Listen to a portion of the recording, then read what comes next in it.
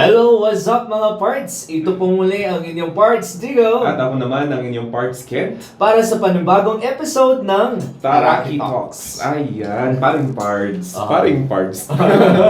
Parts Brendel. Ikaw ba? Nung bata ka ba, pinangarap mong maging isang lawyer? Hindi. Oo. Natakot ako eh. Talaga ba? Oo. Alam mo kung sa akin ano? Ayun, piloto. Paulit-ulit.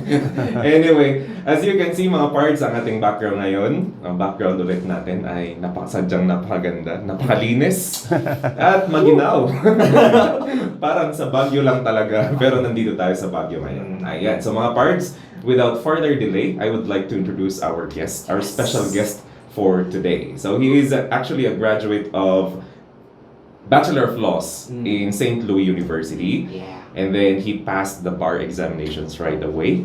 Then after that, nung 1992 to 1998, he became the congressman of Baguio. Yeah. One term po siyang naging congressman here in two terms na naging congressman here in Baguio. And of course, he was also the dean of the College of Laws in St. Louis University in 1999 and became a counselor also 2016 until 2019. Ayan. Tapos, syempre, kahit na politician, kahit na lawyer, meron din siyang mga hobbies. Oh, Ayan. Singing. Paglasing. Singing. My way. Alright? And then he also plays golf and then plays the guitar. So guitarist ang ating guest ngayong umaga. And doon pala, ngayon ko lang din nalaman, pag sa Rotary Club palang tawag sa kanila is the Charter President. Yes. Ibig sabihin, they are the founder. Yan. So, Charter President of Rotary Club Downtown, Session, and Chief of Baguio Apache. Tanong natin mamaya kung ano yung Apache. Ano yung Apache? Alright, so let us all welcome, also known as the Águila ng Baguio, Attorney Edgar Mendoza Avila. Good morning, sir. Good morning, mga ading ko. Kaya naimbag nga aldaw tayo amin. And it's an honor and pleasure Ay, wow. to welcome you here at our humble office. It's an honor, Manong. Uncle Gaya. Pag lolo, mabalin natin. Grabe naman si Uncle. Di ba, pagpasok namin dito sa sa law office niyo, sir, Manong, grabe, parang napaka-social ka. Di ba? So, gusto naming malaman kung what is a day like with Attorney Edgar Avila. We have been in this profession for almost 4 decades now, 1985. So, tagal na. Medyo tried and tested tayo lawyers. So, every day we try to solve other people's problem. That's the role. Nakita ko, ang daming mga services. That's the role that we do. And we're not really in a profession of money making. That's one. Our chief one get public service mate. So if you will look at the roster of our clients, there are more people so-called indigents nga tulungan me. We call it de officio cases, meaning there are no fees, there are no appearance fees, there are no professional fees, and we're just helping as long as we believe in their cause. And meron pang engine, and hindi siya drug related. We never handled drug related cases policy ever since we became lawyers. Interesting. Bago tayo mapunta dyan, Uncle. Pinili niyo ba talaga ang lawyer? Ahmed, my original ambition at the High School annual ko was to become a priest. Ay, wow. Akala ko yung anak rin. Pero sabi ko nga, I was called but I was not chosen. So, when hang haanakon, nga nakatuloy nga nagpadi, I said I want to be in public service. So what was the next best thing after priesthood nga mabaling ka pa nga tumulong ti tattao, then that's lawyering. Yeah, so that's how it went. Yun talaga. And it went there. From there, I went into public service. Became a congressman na. After that. How was the experience, sir, of managing a town like Baguio City? Well, as a congressman naman, I feel that I was successful. More than 92 bills and resolutions I authored, meaning I wrote as a congressman, but only 4 became a law. Kasi nabigat yung proseso agaramid tilintag because after you pass it in the lower house, you have to pass it again in the Senado. So it was a good experience. I was able to build the PFVR Youth Center. And dito along Quezon Elementary School. And Mahina ako sa mga streets. ang original plan then was to be a recreational center for our youth. Yes. And hindi ko akalain na aside from being a recreational center, naging venue ng social gatherings, the venue ng regular meetings. And we're very happy na at least meron tayong monument sa Baguio. May legacy tayong naiwan. Because amumuti taga Baguio and Benguet siguro that if they see FBR, ay aramid na ito ni Avila. And the heart of yung public service, kahit wala kayo sa posisyon na congressman or councilor, saan nanggagaling po yun? Serving from the heart. Miss Universe, from with the heart. Kasi tayo naman, we were not born with a silver spoon in our mouth like the rest of the politicians and the other lawyers. Hindi na danagan na dati kwa. Struggle talaga. My mother was a public school teacher at Lukban Elementary School. Iso nga jayak nga nagrugi, nga nag-isiskwil. My father was nagbubuya kayo ti CDD, so ti agpispisang di ticket. Sure. So ordinary people. And like I said, we had to struggle. And after the bar, since we had to double our efforts. So improve our skills and let the people know that they have a competent lawyer in us. Importante kasi sa lawyer-client relationship yung trust saka competence, di ba? Yung trust, napangkay di abogado, nakangailako. Di ba? It's a reality kami nga. Medyo yung reputation ng abogado hindi masyadong maganda sa tingin ng ibang tao. But here, we try to maintain professionalism, competence, and of course, honesty and integrity. Yeah. What's the most memorable case that you've ever handled? Ayun. Way back 98 or 99, 2 security guards were blamed for the murder of a doctor here in the city. And the wife of the security guard came to us that he was refused services by other lawyers kasi prominent yung family ng kalaban. So tinanggap namin yun, and for 2.5 years, every day marathon hearing, nag-hearing kami na free yung services. Free of services. And pressure. Maraming pressure yan. Mag-isa ko, ang kalabang ko, mga 4 o 5 prominent lawyers. Sila bayad, ako hindi. Gutom. Pero naman. Sikatig bayad yung transcript of record and everything. And amin talaga sagot namin. Because poor security guard from Sultan Kudarat naman yung guard. Walang asawa na lang, parang cashier sa isang gasolinahan dyan sa Tuba. So, tinulungan me and In fact, on the day of the promulgation, no, ang daming tao, andun yung full force ng kalaban, may mga bodyguards. Tapos ako mag-isa. Siyempre, I was expecting na conviction, palo. Pero nung promulgate yung decision, inacquit yung security guard. So, sabi ko, merong Diyos. Di ba? Merong Diyos. And yun nga sinasabi ko, better to set free one innocent man. Diba? As your guide, as a criminal lawyer. Ang pinakamaganda nito, nung lumabas ako ng korte, lahat ng empleyado from first to third floor ng Justice Hall, lumabas at pinalakpakan ako. Di ba?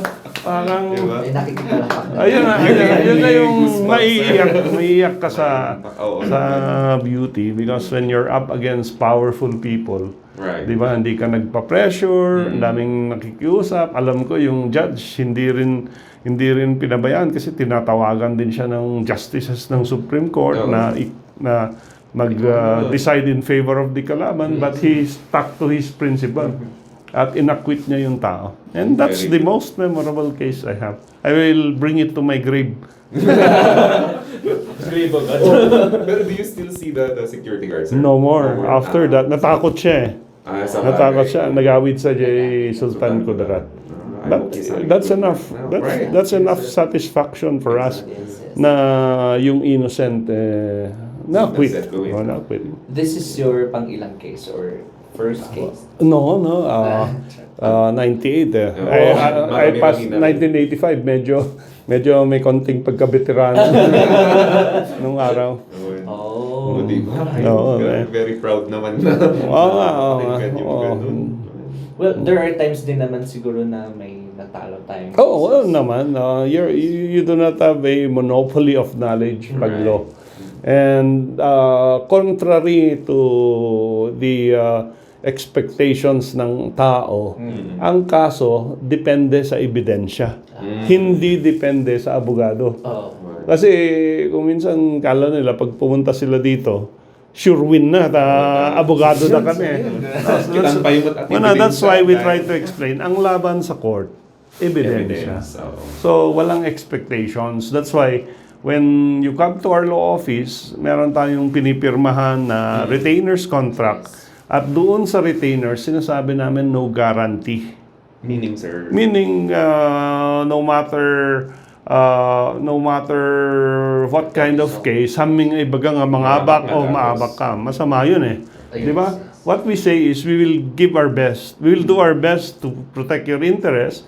But we cannot say mangabak ka or we will finish this in 1 month or 2 months kasi depende rin kasi. Ano yung pinakamahabang case na nakuha ninyo, sir? Ngayon may mga kaso kami na pending mga 10 years.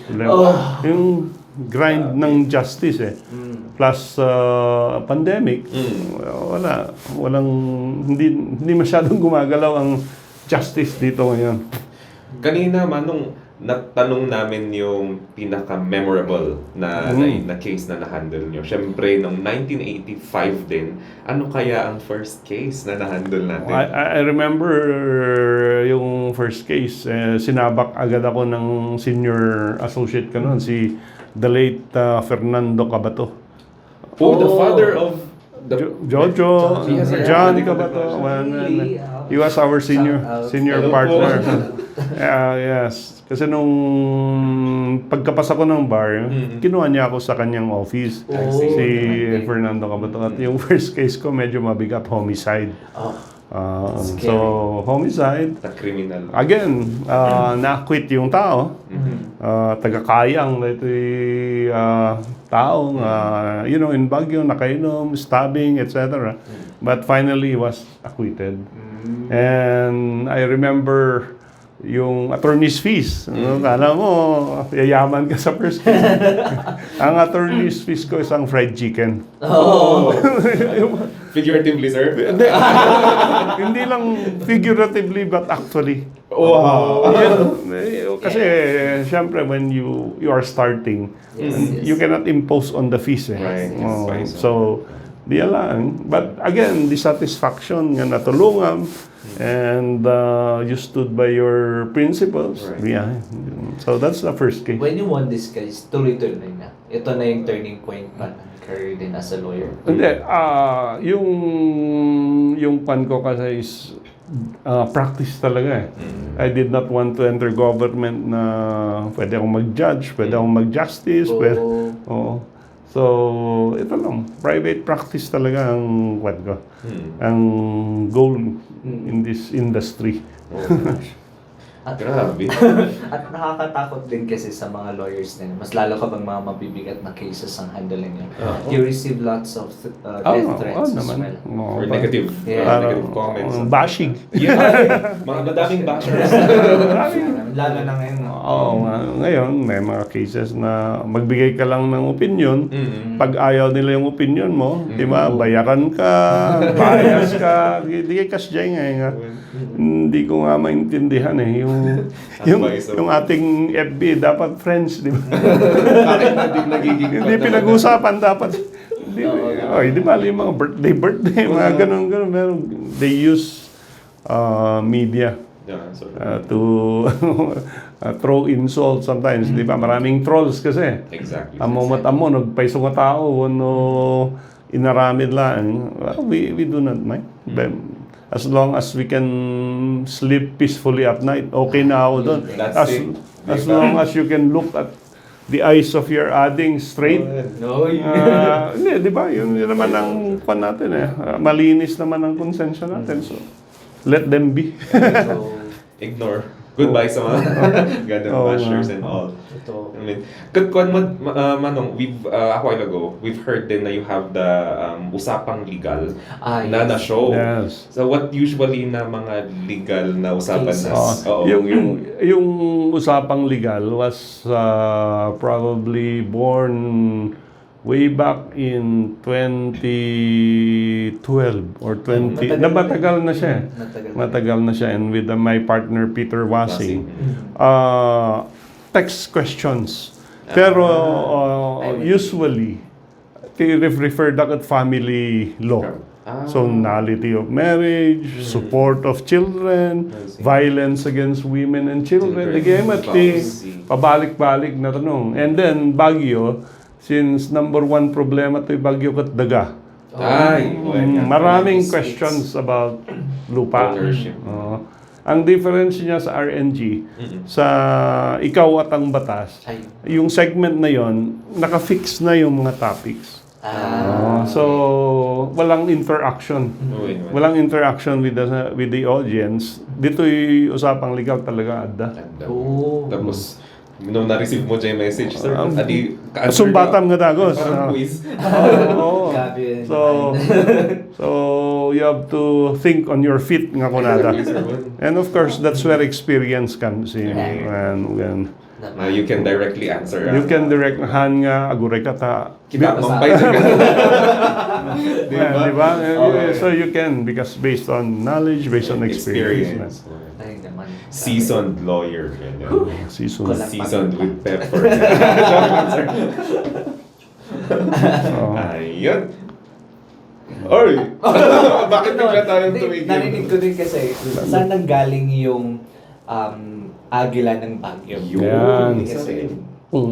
Yung history niyan is when I started practicing, ang daming nagbibigay ng ganito sa akin. Eagle. Mostly coming from Asin. So, Asin, DJ tang nagka-carve. But big or small, they started coming in. So, parang na-associate kasi yung Avila sa Agila eh. So, from there, I was known as Agila ng Baguio. And ayun naman, nagagamit naman. Kung minsan yung identity ko nga, mas Agila ng Baguio ang sinasabi. So, ayun, yun yung history niya. But in one convention of lawyers, I was referred to as a legal eagle. So, parang legal eagle, parang compliment din yon na you can soar very high. Yun ang pinag-i-interpret ng mga tao dun sa Agila ng Baguio. Naman. Sana din. Sana all. Kahit na lang taon ng Baguio. Alright, we would also soar high. Soar high, yeah. Kasi tapos Manong, we have yun nga, we've been experiencing yung pandemic natin. And then medyo na-experience na rin natin na medyo nawawala na, no? Tapos biglang nagkaroon ng bago. Manong, we would like to know no, inyong opinion niyo as a legal as a lawyer about the case of a woman na tumakas. And then she has that na Omicron. Well, ang problema talaga ng Pinoy is mahilig pa rin tayo sa palakasan at palusutan. Di ba? Kasi yan yung kultura natin na porke mayaman ka, porke may kilala ka, you can get away with anything. And it's a very sad message to our youth. Nga we are supposed, nung nakaadal ka, si kakumati umununang mang surut, tilinteg, di ba? Nangyusi mga parts. Di ba? And I wish that those who think that they are high and mighty, no matter who you are, no matter who you think you are, you should also follow the law. Because if you don't care about your health, yung nakapaligid sa iyo, you should care about them. Diba? Ang mga sikalaang titao dito ay lubong eh. There are people around you who needs health protocols to be observed. And so I think dapat lang that she should be prosecuted. She should be prosecuted together with those nag-conspire na lumabas siya to violate the law. I think the parents, pero spare sana yung front desk clerk. I-spare sana, kasi dinimanda eh. Dinimanda ng CIDG yung bellboy, yung front desk clerk. I think it should stop dun sa manager. Kasi yung manager lang naman ang pwedeng mag-utos sa mga lower employees na sige palabasin niya yan. Kawawa naman yung halimbawa yung bellboy. Magkano lang ang minimum wage niyan. Tapos gastos piman ti abogado, gastos ti we should humanize also. Yung mga police natin, humanize the prosecution. Ang focus nyo dapat yung nag-violate. Hindi yung nasasagasaan. Sana. But I believe that they should be prosecuted if only to give an everlasting lesson to each and every one of us that no one is above the law. No one is above the law.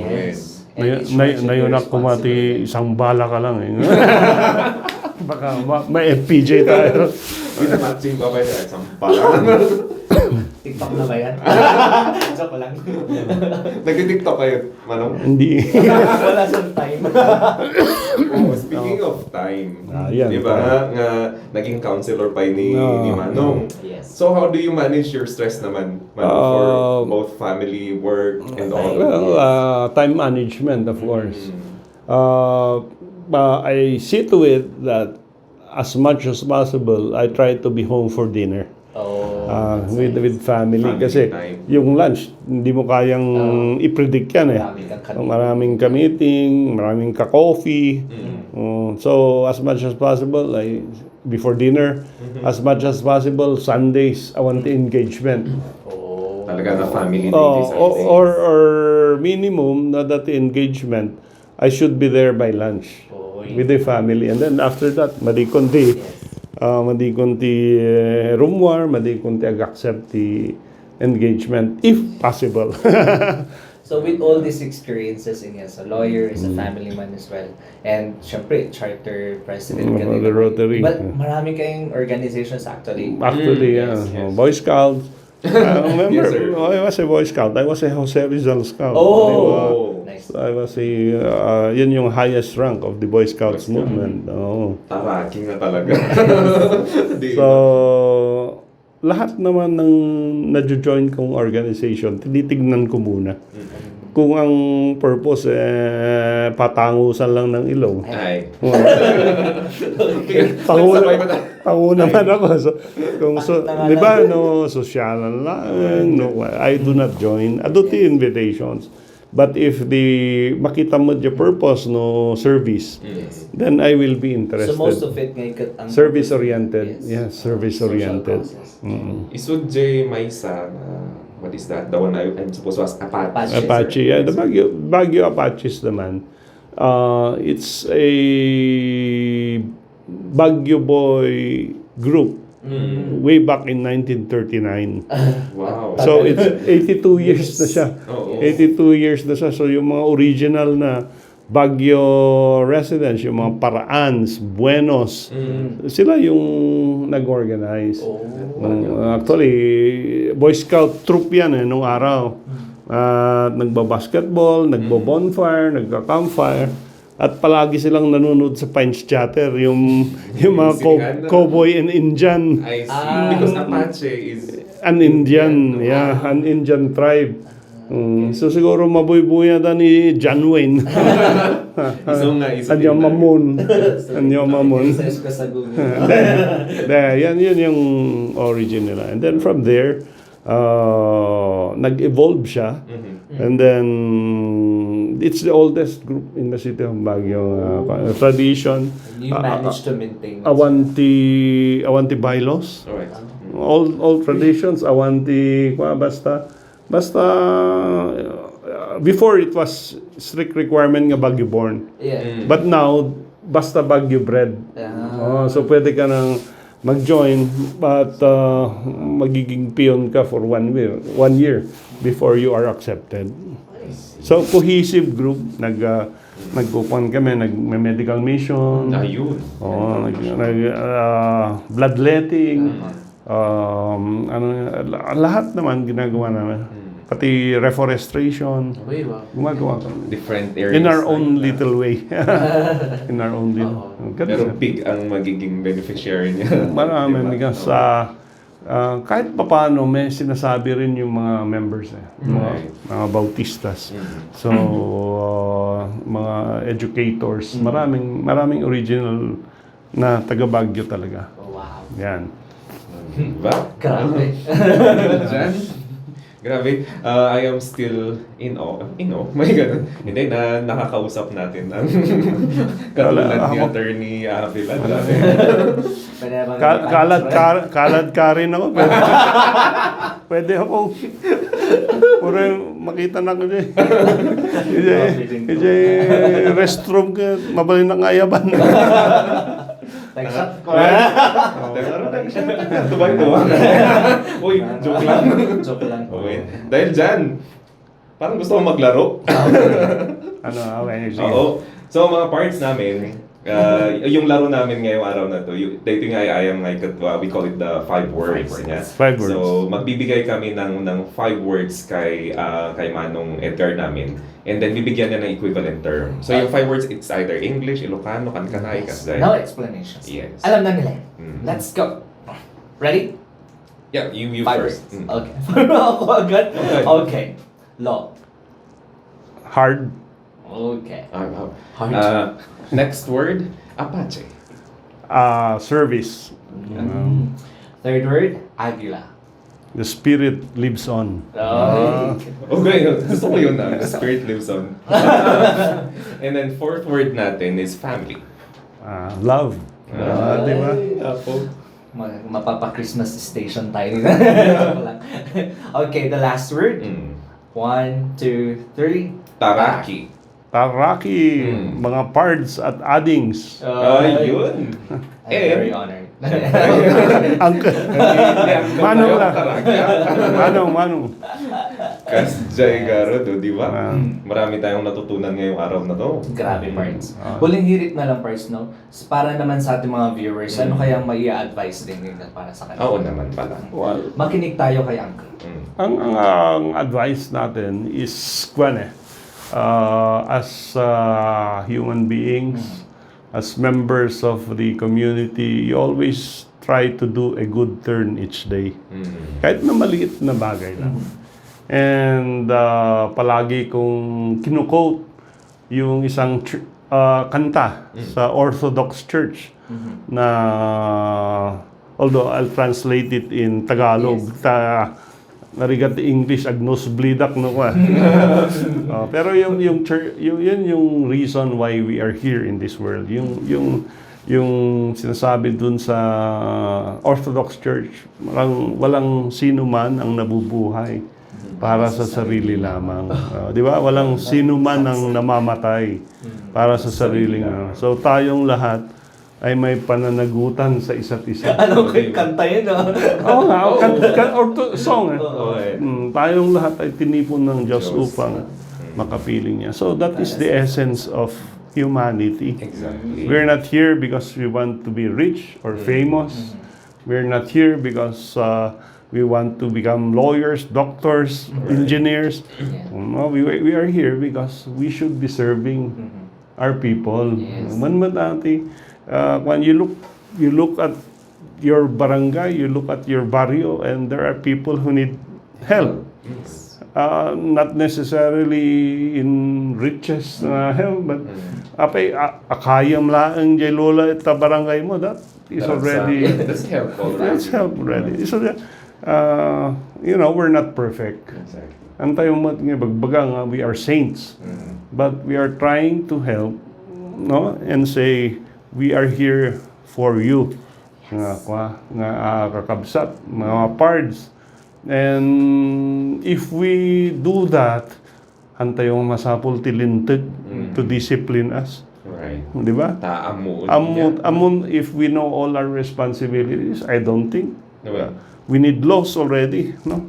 Awan ng tiyan. Basta, awan nagaramid timadi. So, yun lang. Like I said, do a good turn each day to your fellow human being, and do not put premium on position, on wealth, on fame, but be there because you are human. Yes. Yan. Do a good turn.